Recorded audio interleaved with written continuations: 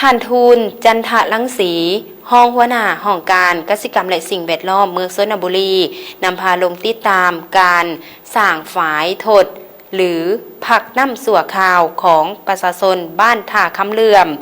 ในสายน้ำเซซังซอยโดยท่านให้ฮู้ว่าการสร้างฝายถดน้ำหรือผักน้ำสัวข่าวนี้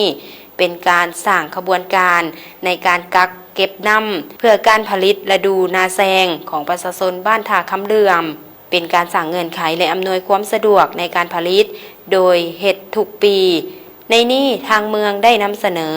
ขอกระสอบนำแผนกแรงงานและสวัสดิการสังคมแขวงโดยได้มาเบื้องต้น5,000 ถุงและได้แบ่งให้บ้านท่าคำเหลื่อมก่อนหมู่จำนวน 2,000 ถุงประชาชนหายดินทรายใส่กระสอบแล้ว 1,000 ถุงซึ่งฝ่ายดังกล่าวนี้ต้องใส่อยู่ 3,500 ถุงหลังจากจัดเรียงเป็นทีเรียบร้อยแล้วจะต้องได้จ้างรถแมคโครมาจกดินใส่ทางกลางซึ่งฝายมีความยาว110 เมตรสูงให้อยู่ระดับเฉลี่ย1 เมตรถึง 1 เมตร20 สังตีรวมมูลค่าต้องจ่ายแม่น10 ล้านกีบโดยกลุ่มการผลิตเป็นผู้รับผิดชอบในการสั่งฝายถดหรือผักน้ำสัวข่าวนี้บ่เฉพาะแต่บ้านท่าคำเหลื่อมแต่บ้านเดียวยังมีหลายบ้านสั่งเส้นเดียวกัน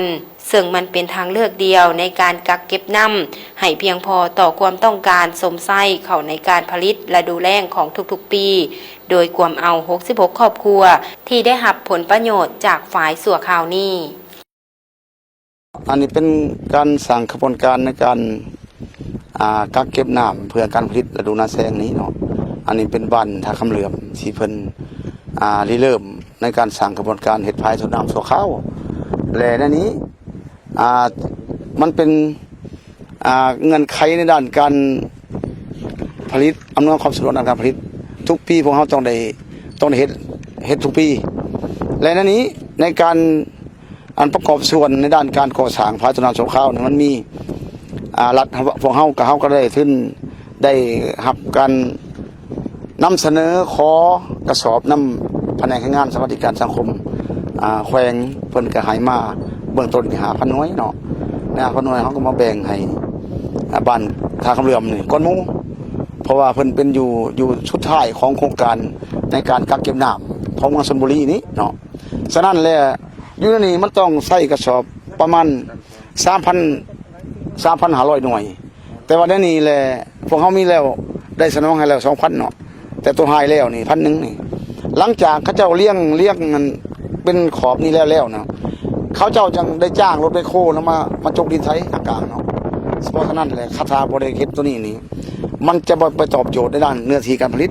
แต่ถ้าได้ตัวนี้แล้วปุ๊บเนาะเดี๋ยวนี้เงื่อนไขในด้านการผลิตของพวกเราบ้านท่าคำเหลื่อมนี้เขาเจ้ามีพื้นที่ประมาณ376 เฮกตาร์และจะต้องได้ผลิตเอาน้ำตัวนี้ไปใส่เนาะเพราะฉะนั้นจังว่าต้องได้ขุดเขียวเฮ็ดให้มันแล้วก่อนการผลิตก่อนน้ำสิมาบ่มาอีกเพราะว่าน้ำนี่เฮาสิมีถ้าพายต้นน้ำจุดที่1แล้วมีพายน้ำล้นแกงไว้อัน2มาแล้วมันพายล้นแกงปะเนา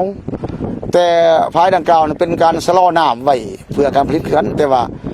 การกักเก็บของมันก็สิบ่หลวงหลายฉะนั้นแหละแต่ละบ้านต้องได้เฮ็ดอันนี้ต้องได้เฮ็ดพายของเราเนาะพายมีความยาวจากเม็ดอันนี้รวมยาวของอันนี้ก็ประมาณ110 เมตรนี่แหละความสูงดิสูงนี่เฮาเฉลี่ยไว้ให้มันได้อยู่ในระดับเมตร1 เมตร20สำหรับมูลค่าในการสิจับมูลค่าในการเฮ็ดก่อสร้างพายนี่อันที่1ต้นๆแล้วมันค่าจ้างรถกดจักรรถไมคโครเนาะอันนี้ปีนี้เพิ่นว่าประมาณ8 ล้าน 9 ล้านเนาะที่จริงแล้วรวมทั้งอื่นๆก็สิประมาณ10 ล้านนี่แหละกลุ่มต้องรับผิดชอบอันที่2กลุ่มต้องรับผิดชอบกระสอบที่เหลืออันที่บ่พออันที่รัฐช่วยให้เนาะนะเป็นรายละเอียดอื่นนะส่วนไม้ต่อของหน้านี่แล้วแต่รถแล้วจะเป็นของชาวนาทั้งหมดงานใหม่ของงานประชาชนหมดบนพื้นฐานกับเรื่องการคุ้มครองของกลุ่มเขาเจ้าสิมีความเอกภาพกันแล้วนะเขาเจ้าก็ผมก็ไม่เห็นมัน มันเป็นทางเลือกเดียวเด้นอกจากการผลิตเขาวหน้าปีนะเขาเจะบ่ได้คิดบ่ได้เขาจักกิโลแล้วล่ะคันบ่มีตัวนี้นี่แก้บ่ได้เนาะแต่ละปีต้องเฮ็ดจังซี่แหละแต่ว่าจังได้พอคันบ่มีตัวนี้แล้วบ่พอเลยเด้เพราะว่ามันย้อนการเปลี่ยนแปลงของสภาพอันสิ่งแวดล้อมมันวังน้ำตื้นเคินหรือมันย้ายไปสินะและมันตื้นขึ้นแล้วก็มันกักเก็บน้ำบ่ได้หลายเพราะฉะนั้นมีแต่เฮาจะต้องได้แก้ปัญหาตัวนี้คันแก้ปัญหาซ่าก็บ่ได้อีกเด้นี่คันแก้ล่าซ่าไปอีกอาทิตย์1 2อาทิตย์นี่เป็นเรื่องใหม่แล้วได้บัดนี้ น้ำบ่พอเนาะ น้ำบ่มาแล้วได้บัดนี้เงินนี่จกมาโลด นี่แหละสุเจ้าเห็ดนี่แหละ บ่มีว่าฮู้เพิ่นต้องเพิ่นเฮ็ดเนาะจะได้ นี่น้ำข่อยมี